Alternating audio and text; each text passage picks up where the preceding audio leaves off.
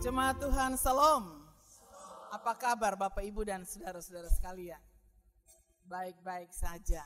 Bapak Ibu dan saudara-saudara sekalian, setiap suku pasti selalu memelihara tradisi-tradisi yang menata kehidupan yang berlangsung baik. Betul toh? Orang Timor, orang Rote, orang Alor, setiap suku pasti punya tradisi yang dipelihara. Nah, ada satu tradisi yang juga dipelihara oleh orang-orang Yahudi, membasuh kaki.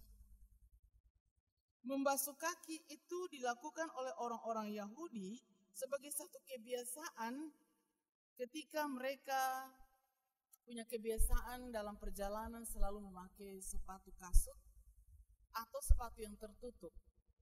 Ketika hendak masuk rumah harus dibasuh kaki untuk membersihkan kotoran supaya mereka masuk dan mengalami suasana yang nyaman. Dalam agama Yahudi pun tradisi membasuh kaki itu juga dipelihara. Membasuh kaki artinya menyucikan diri, membersihkan diri dari segala dosa. Ketika orang hendak masuk kemah suci atau bait suci, membasuh kaki mesti dilakukan di depan rumah ibadah atau kemah. Dan membasuh kaki dalam tradisi orang-orang Yahudi sebagai satu kebiasaan bagi seorang tamu yang datang ke rumah, itu adalah sebuah tanda kehormatan. Dia menghormati tamu itu dan dia bersedia untuk menjadi bagian. Tamu itu menjadi bagian saudaranya atau ikut ambil bagian dalam seluruh keberadaan keluarga itu. Karena itu pasti tamu itu dilayani dengan baik. Karena itu tuan rumah harus yang pertama dilakukan waktu tamu datang adalah bawa air untuk membasuh kaki. Tapi yang melakukan itu adalah punya hamba-hamba di rumah, orang-orang yang ada di dalam rumah. Nah, karena itu Bapak Ibu saudara-saudara, tradisi ini dipelihara. Juga di kalangan orang Israel, kalau seseorang yang sudah lama tidak pernah membasuh kaki, itu pertanda bahwa dia sedang ada dalam masa perkabungan, masa duka yang panjang. Dan hukum tentang pembasuhan itu bagi kehidupan orang Israel itu diatur di dalam tradisi-tradisi keagamaan. Di kitab Kejadian, di Imamat, tradisi itu membasuh kaki untuk membersihkan diri dari segala noda, aib, dan dosa. Nah, catatan teks kita pagi ini juga bercerita tentang membasuh kaki. Hanya di Injil Yohanes saja yang mengisahkan tentang Yesus membasuh kaki. Dan ini sedikit berbeda dengan tradisi.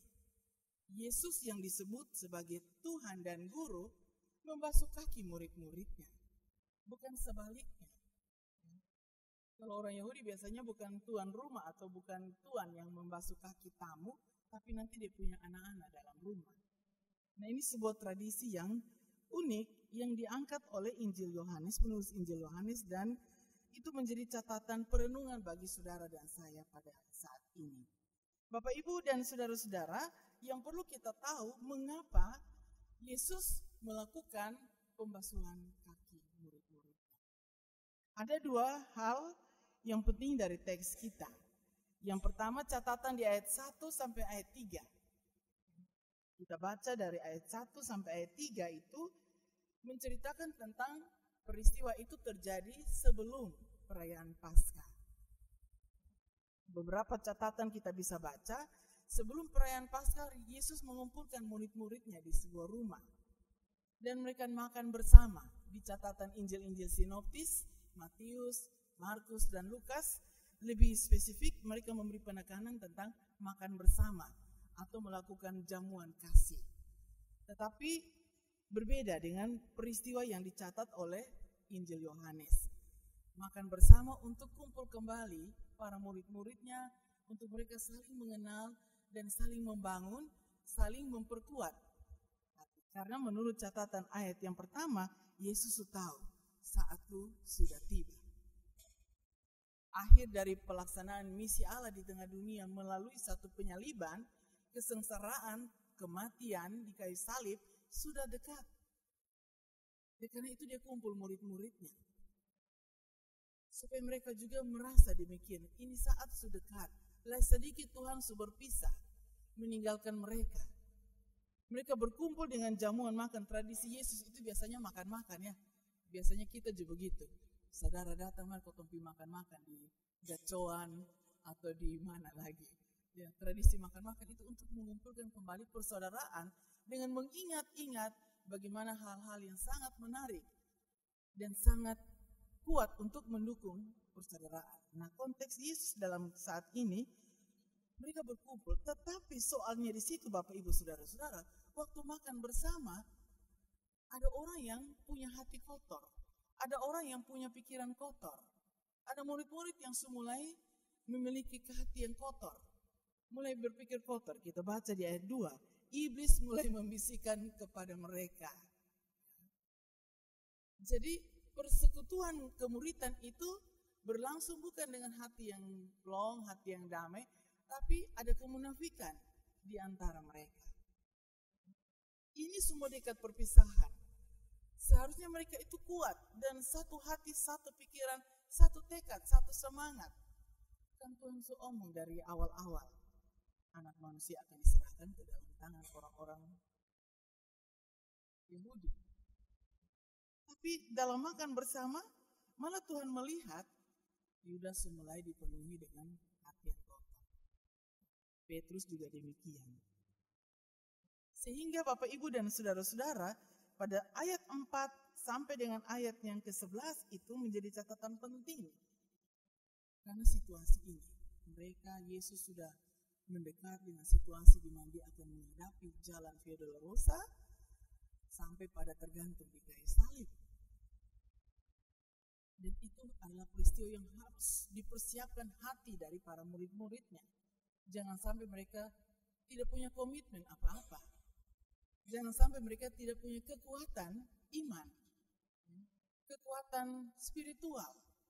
Apalagi dalam kisah tadi bahwa iblis mulai masuk di hati, mulai masuk dalam pikiran.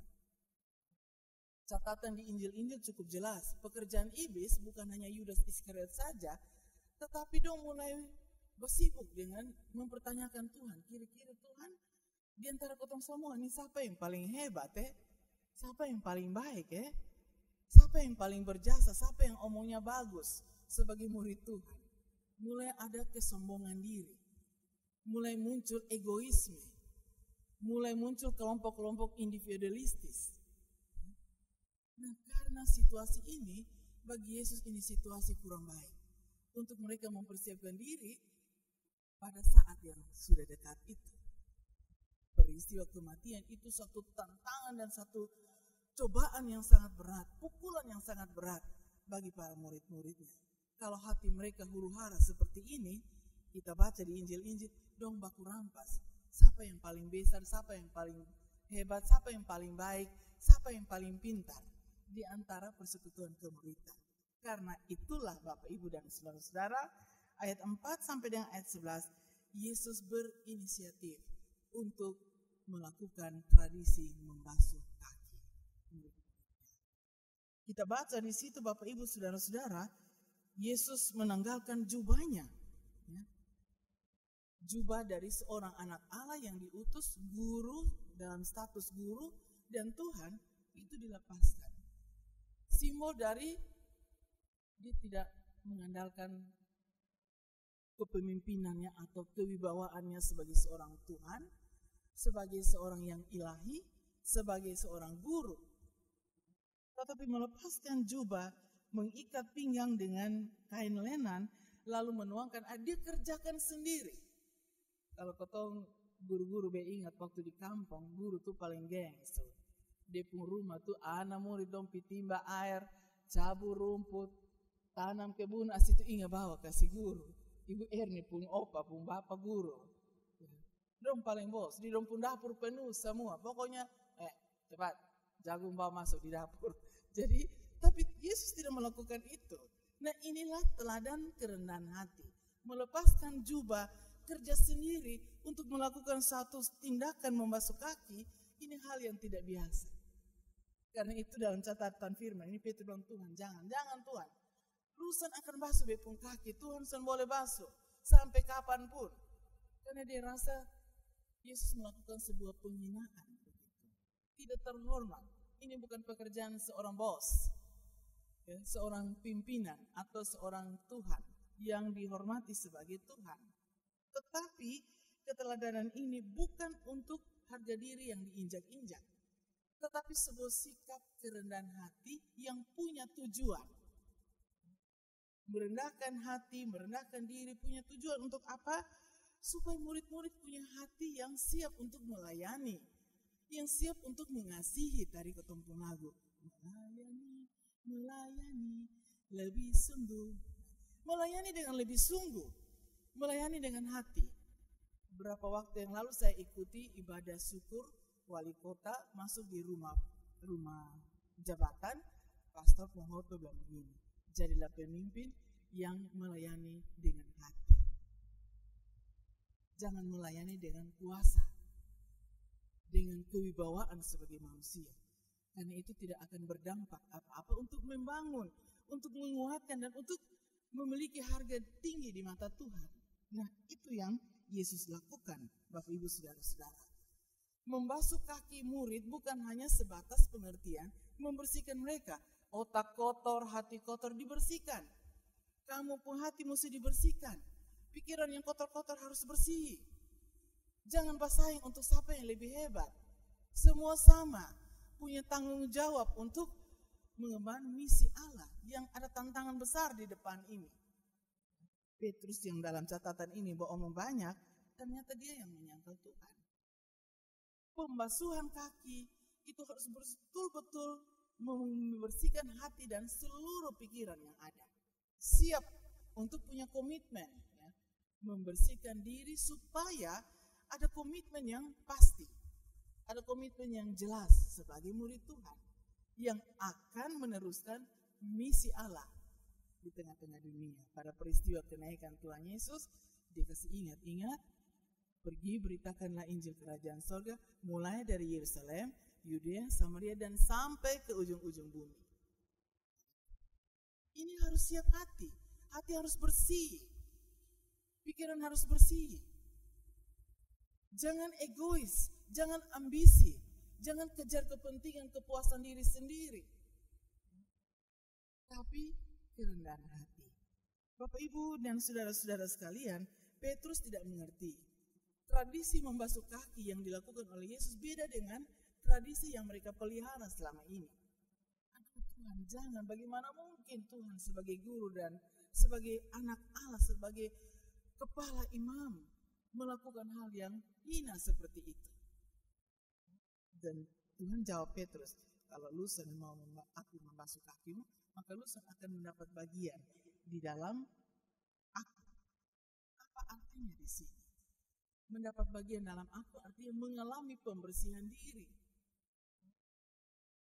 Dan itu harus diyakini, mengalami pembersihan diri. Dibasuh kaki berarti pembersihan diri, hati dibersihkan, pikiran dibersihkan, mulut yang kotor-kotor dibersihkan. Jangan sampai menyanyi bagus-bagus, bamaki juga luar biasa. Atau melayani tetapi bagus jatuh satu dengan yang lain. Satu dikir dia penatua paling hebat. Terus tahu dulu tahun berapa tuh dia ada begini-begini. Padahal dong ada melayani bersama-sama. Tapi hati kotor, pikiran kotor. Melayani untuk kepentingan sendiri. Ada ontong kosone beraja, ini kira-kira ada uang kosone dan lain sebagainya. Nah ini hal yang Tuhan bilang kamu harus dibasuh kaki supaya kamu dapat bagian di dalam aku. Soal pembersihan diri. Yang kedua, mengalami penguatan supaya punya komitmen yang jelas, identitas yang pasti, integritas yang jelas sebagai murid Tuhan. Karena kalau soalnya ada integritas yang jelas, komitmen yang kuat, maka pasti hal yang ketiga, melayani dan mengasihi tidak akan berjalan dengan baik.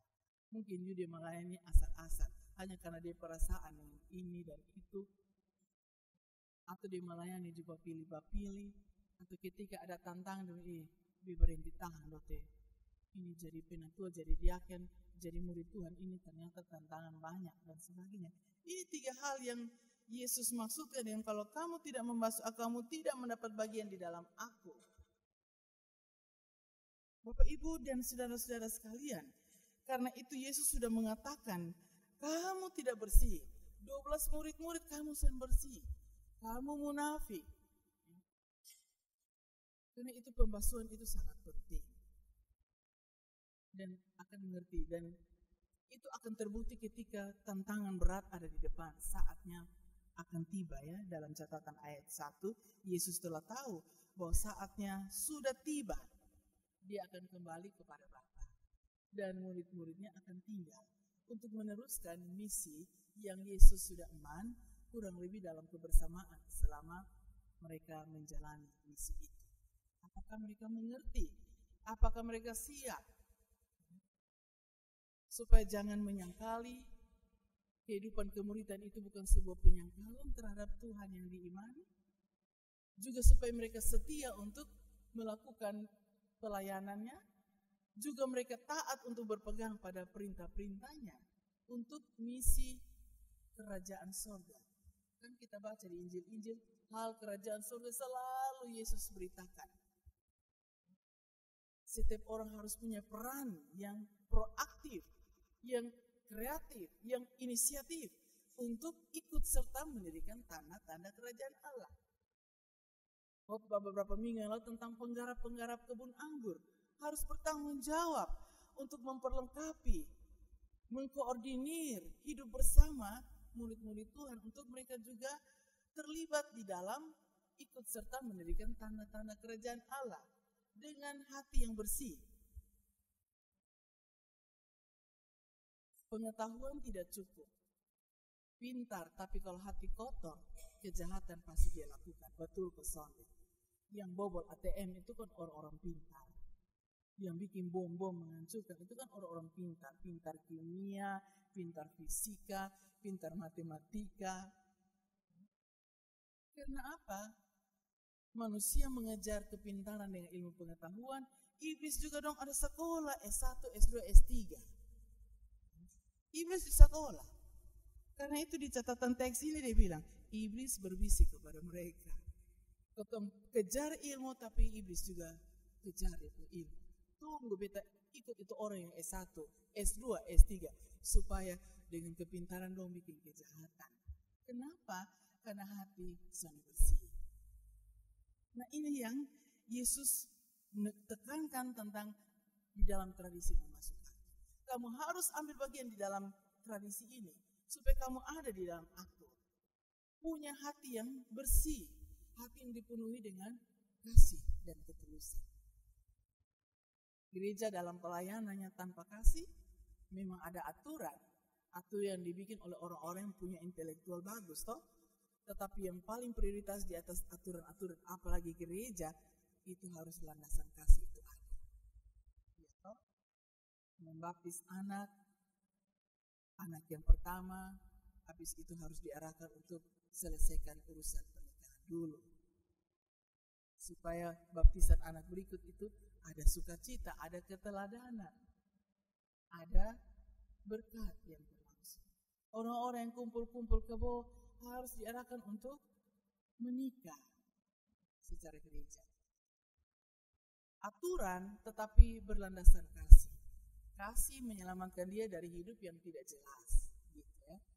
Kasih menyelamatkan anak itu diselamat, tapi orang tuanya itu juga harus selamat dari hidup yang belum diberkati. Belum jadi suami istri, saya tidak tahu di sini ada pesan kami di Muku banyak. Saya bilang kamu hidup begini terus bikin pusing di penatua. Waktu dong khotbah, dong mau omong suami istri, belum berkat. Lalu ada doa syafaat, pokok doa apa ya? Tolong doa ke semetua, ada sakit metua dari mana? Kapan lu dinikahkan? Nah, Bapak Ibu, saudara-saudara, itu yang dimaksudkan Bapak Ibu. Punya komitmen untuk memiliki hati yang bersih supaya jangan pikiran itu kotor. Itulah kerendahan hati, kerendahan diri yang Tuhan ajarkan. Di dalam hati yang bersih, hati yang tulus, maka orang akan siap untuk melakukan apa yang Tuhan mau. Taat pada perintah-perintah Tuhan, setia pada ajaran-ajaran yang benar. Di dunia ini juga ada banyak ajaran. Orang merekayasa kebenaran bisa saja. Sudah kalau mau kaya terlalu lama lu kerja pelan-pelan, kapan lu bisa beli otot? Pencuri doi sa. Bajual daging dan taruh timah di bawah daging kok. Ons lari cepat 2 ons begitu. Atau bawang cepat tak kujus 1 kilo. Pas sampai di rumah teh timbang teh setengah kilo lebih. Main paricu. Ini orang melakukan pelayanan dalam pekerjaannya tapi hati kotor. Kalau Tuhan bilang kalau hati belum bersih, ini ayat 11 Bapak Ibu catat dan saya. Tidak kamu semua bersih. Karena itu harus basuh kaki. Boleh just sampai di rumah suami basuh istri pun kaki, istri basuh suami pun kaki, orang tua basuh anak pun kaki, anak-anak juga begitu. Supaya bersihkan hati. Hanya kotong ada tradisi begitu. Suruh suami ku basuh, lu kira lu beta suami kepala keluarga, suruh lap lepuk kaki kamomos dan lain sebagainya. Ya, memang kalau kotong paksa tradisi orang masuk di kotong, memang sudah pas. Tetapi maksud dari tradisi itu yang dipelihara Yesus, itu adalah sebuah keteladanan untuk bersih hati. Sebagai suami istri layanilah suami dengan hati yang bersih. Jangan sayang penuh mulut di rumah ma di luar sana juga sayang untuk semua orang. Malah lebih sayang lain. Di rumah mama masak kasih dia makan, endesan pernah makasih sayang mau coba dia makan di warung, di mbak yang malayang sayang makasih enak indagi. Bukan dia sayang buat dia pun istri di rumah, dia kasih sayang untuk itu mbak di warung. Besok dia makan dari sana. Padahal teh itu ada vicin tinggi, kalau sedikit dia gula darah di situ dan kolesterol. Di rumah ibu biar masak dengan rumah saya itu sehat. Umur ke saya 50 ke atas lebih jangan terlalu santan-santan. Berterima kasihlah kepada orang-orang. Pelayanan itu dengan kasih. Hari ini juga banyak suami istri yang saling melayani tidak dengan hati bersih. Kalau suami sakit, nah istri urut dari kepala sampai di kaki. Suruh balai belakang, balai muka, coba kalau istri sakit. Dong hanya maloi dari Norden. Belum baju. Tidur berapa lama? Ikan dong rusak di kulkas. Kok goreng ikan? Saya mesti maloi mama ada sakit. Pelayanan dengan egoisme. Bapak-bapak di diaspora sana, di Manuel di sana, di tempat yang lain. Di diaspora dong biasa itu sakit dong urut-urut tunggu so enak kau bepi goreng ikan di dapur itu ya di diaspora bapak-bapak. Pelayanan melayani dengan kasih, mengasihi dengan hati bersih. Di mana saja, mau di tempat kerja, sebagai nelayan, sebagai dosen, sebagai guru, sebagai pendeta, semua dituntut untuk Tuhan ambil bagian di dalam membasuh kaki. Bersihkan hati. Supaya melayani dengan hati bersih. Orang muda bergaul juga harus dengan hati bersih. Jangan rajin pemuda karena ada basuka dan si nanti kalau dia sujari orang lain pas setan ini pemuda dong. Dia semua ada beta lain. Bepi ikut di pemuda lain bukan pemuda di diaspora dan bukan di Bimoku di tempat lain. Ya. Hati yang kotor akan berpengaruh untuk komitmen melayani yang benar. Komitmen mengasihi yang benar. Karena itu Bapak Ibu Saudara-saudara sekalian, supaya kotong menjadi utusan-utusan, kotong semua jadi murid Tuhan. Waktu baptis, jadikanlah mereka muridku. Waktu sidi, apalagi menjadi duta Kristus, kotong akan diutus. Nah, jadilah utusan-utusan Kristus, murid-murid Tuhan, duta-duta Kristus, yang melayani dengan hati bersih. Di mana saja kita berada, dengan siapa kita bergaul, dan dalam keadaan apapun, situasi apapun, tetap hati bersih. Jangan uang son ada, di rumah son ada apa-apa, mulai paricu dengan pekerjaan. Tadi saya bilang, yang jual bawang mulai paricu-paricu. Jual daging, jual ikan juga begitu. Saya beli ikan sebelum kenapa mesti susun ini balok kayak begini. Supaya dari jauh kau lihat ikan tinggi. Harus ke situ 5 ekor, 50 kau tahu ikan ada mahal. Pakai basusun kayu. Itu supaya orang pun mata adalah minta maaf yang penjual ikan dong kalau ada di sini. Tak usah ada yang tipu-tipu begitu. Tapi ya dunia ekonomi sekarang begitu tuh begitu sekali. Dari jauh orang potong beli ikan susun tinggi, padahal cari kita kayu di dalam. Bapak Ibu dan Saudara, mari kita menjadi duta-duta Kristus yang melayani dengan hati. Tuhan Yesus memberkati kita semua. Selamat melayani sebagai murid Kristus dalam penyertaan Tuhan. Amin.